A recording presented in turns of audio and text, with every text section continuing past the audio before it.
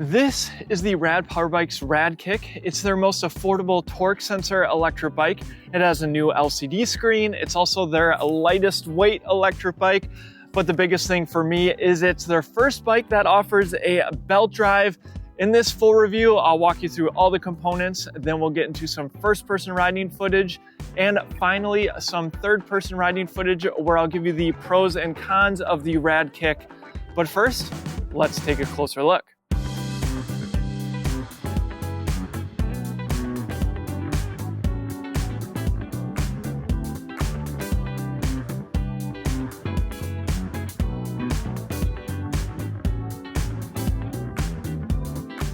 I have been riding various Rad Power Bikes models for over 6 years. In fact, our first electric bike was a 2018 Rad Wagon, so you could say I know a lot about the brand. In fact, I also run a forum dedicated to Rad Power Bikes owners at radowners.com. It's a great resource if you're considering buying or you already bought.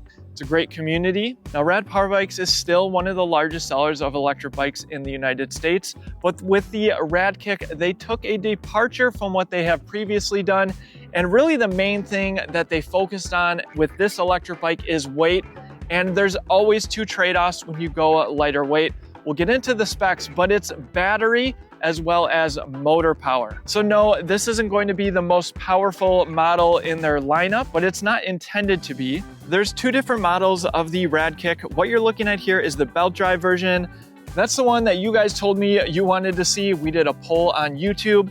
It's priced at $15.99 and comes in midnight blue. Or if you prefer, you can go with the chain drive version. That's a 7-speed with an Altus derailleur. That's only offered in Arctic blue, and it's more affordable at $13.99. And if you plan to buy an e-bike, check out our links in the description to support our channel, yes, for free, or just scan this QR code on your phone before you buy a Rad Power Bike.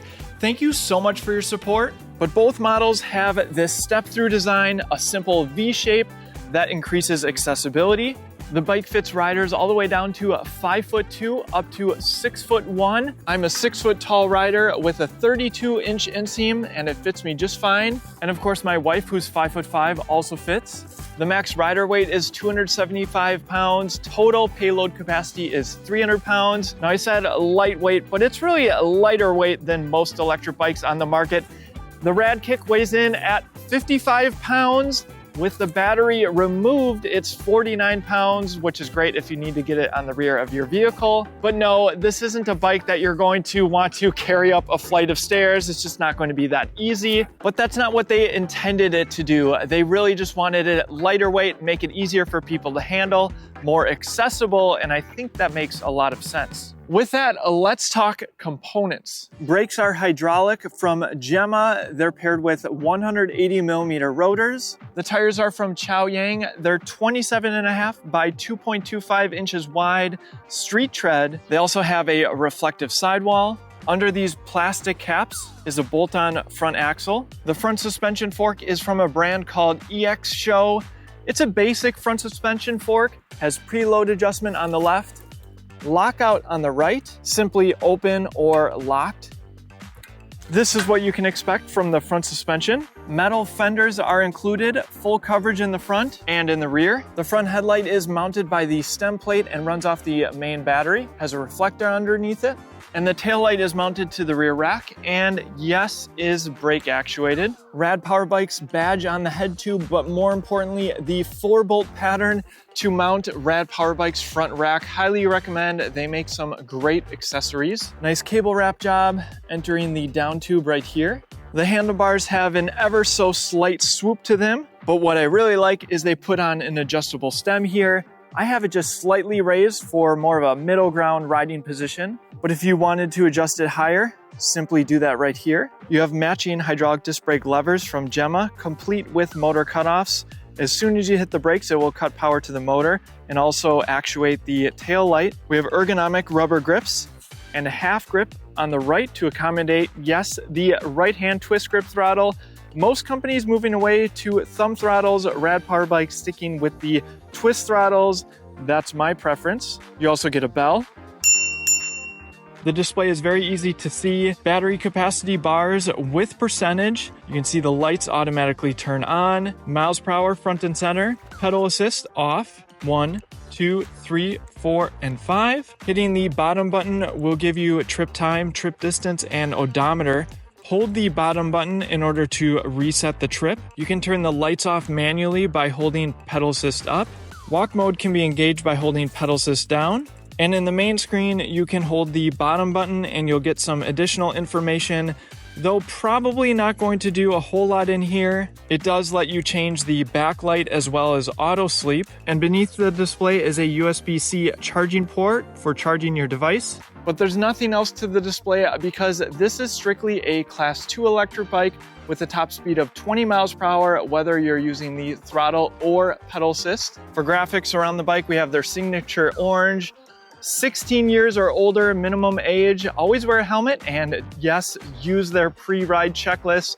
Rad Power Bikes on the down tube, RadKick on the stays. And yes, this is the first generation RadKick belt drive 1. Let's jump into the battery. The keyhole is on the right side here. So put the keys in, turn it to the right, and there's just a small click, and then I can remove the battery. It's top load, which is awesome. It just makes it so much easier to put back in and remove for charging if you want to.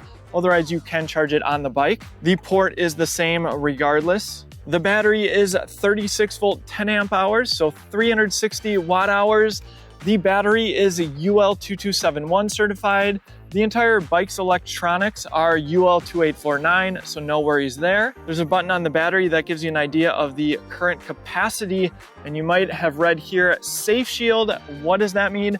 Well, Rad Power Bikes, as far as I'm aware, is the only brand doing this in this price point. And Safe Shield is their branding for a potted battery, which means in the unlikely event of a fire, it's going to help prevent the fire from moving from one cell to the next. So it's an additional safety feature that Rad Power Bikes has introduced on some of their more recent models. And this being their lighter weight electric bike with a smaller battery, it's extremely lightweight, but you might want to protect it by picking up a battery bag, maybe from our own store at shop.ebikeescape.com. The small size will fit this battery very easily. And to put the battery back in, simply insert the bottom with the tabs first and snap into place. Turn the keys back to the left and remove. The bike comes with a 2 amp charger, so 5 hours to charge it from empty. You also get some tools as well as a wrench for installing that bolt-on front axle. There's mounting points for a bottle cage or perhaps a folding lock on the seat tube here. Maybe you want to pick up the best water bottle cage on the market that we sell. They advertise the saddle as a touring style, lightly padded. I think that's very accurate. Included is a very sleek looking rear rack, complete with this wood deck. It has a 55-pound total capacity. You can see the mounting points here for mounting some of their accessories. It's mounted right to the fender there, and of course the bike frame right here. And there's even holes here for using perhaps some bungee straps, which is really handy. It's a 500 watt motor in the rear with 40 newton meters of torque from a brand called Mevice. And this is a motor that I have a lot of experience with. Happy to see a name brand motor. And of course, the motor is engaged with a torque sensor. And there is the belt drive. If you're familiar with the channel, you know I'm a huge fan of belt drive electric bikes. This is a single speed, of course. And what's great is just no mess, no maintenance for 10,000 plus miles. And with belt drive bikes, they do need to make sure the frame can come apart when you do eventually need to replace the belt. The belt is from a brand called Dayco, and it says Power Carbon. It's 64 teeth in the front, 22 in the rear. I'll talk about what that translates to in the upcoming first-person riding footage. Also included is this belt guard, and it's made out of metal. And you can see all the safety information on this sticker here. Class 2, 20 miles per hour, 500 watt, tested by ACT, UL2271 and 2849. With that, let's get into some first-person riding footage. We'll see how that 500 watt motor performs. We'll test out throttle only 0 to 20. And finally, I'll talk you through what exactly the riding experience feels like with the torque sensor. All right, here we go. Throttle only. Just a note, with pedal assist turned off, in pedal assist level 0, still access to the throttle. 3, 2, 1, throttle only. Nice gentle takeoff given the 500 watt motor. I think a lot of people will like that are looking for something more accessible, but then it does ramp up. 18, 19 miles an hour, and there is 20 miles an hour. So the motor is still capable. We are in flat Florida. Can hold you at 20 miles per hour.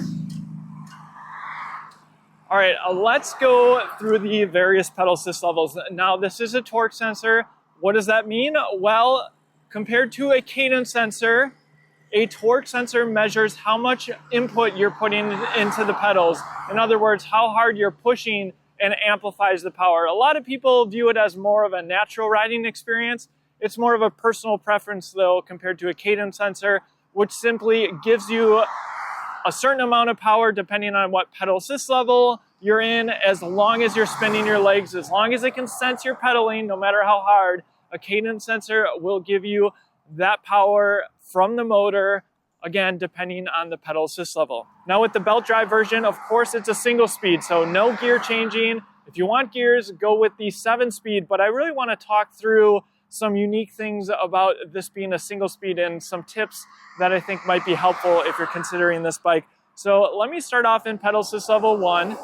And just to get that pedal stroke going, it's a slow cadence.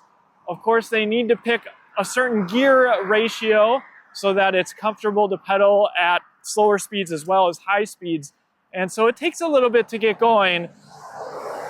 And if you haven't been on a bike for a while, this might be where you just use the throttle to get going. Maybe you start from a stop, use the throttle, get going, then you can start your first pedal stroke, and then just let go of the throttle and you're good to go. So definitely a slower cadence in pedal assist level 1, a very gentle amount of power. I could barely feel it. I certainly can't hear it.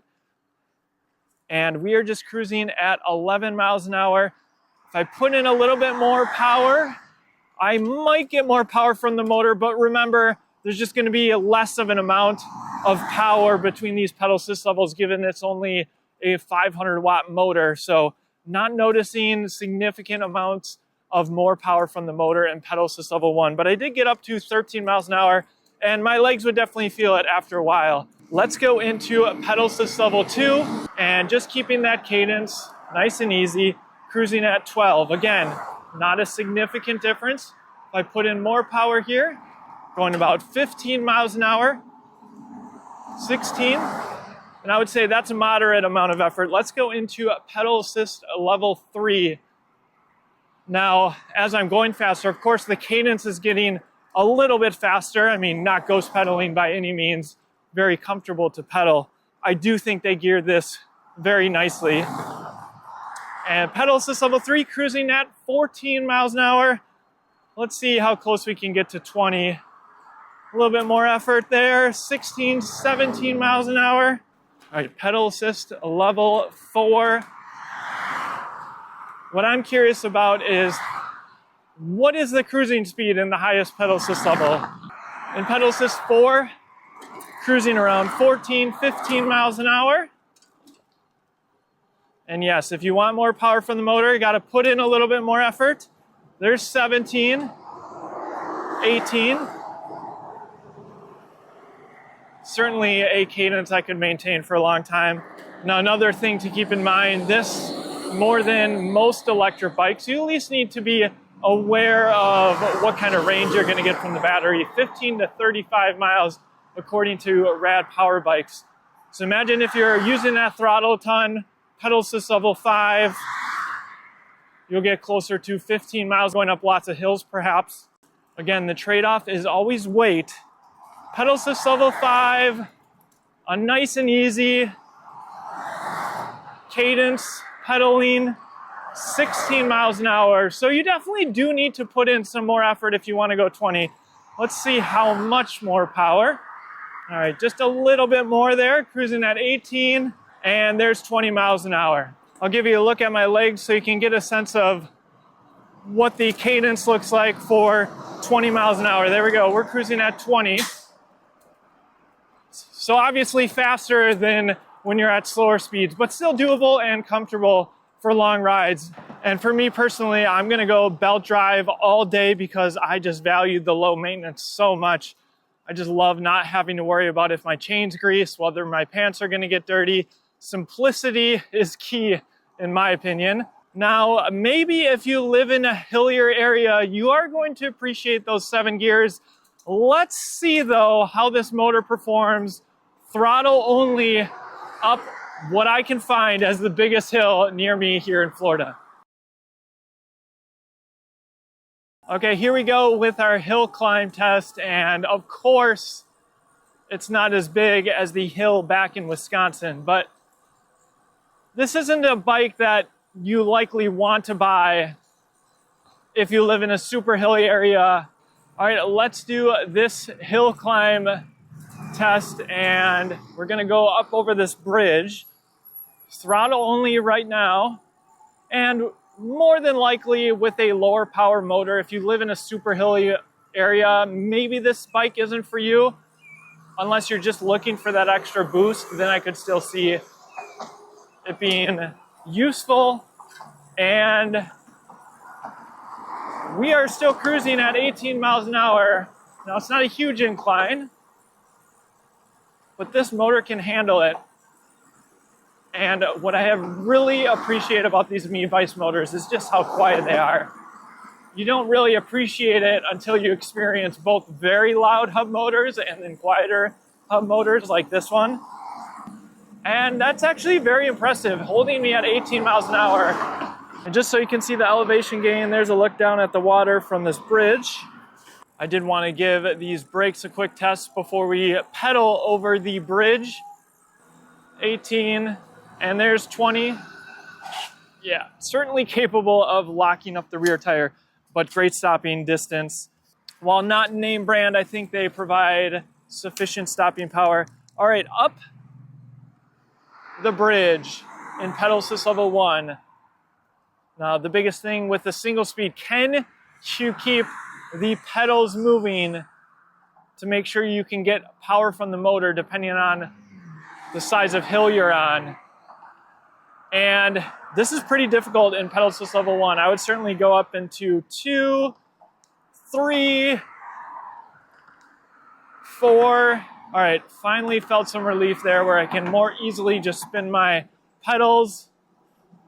Cruising up at 12. Let's go into pedal assist level 5. Now, what's nice is, of course, this bike has a throttle.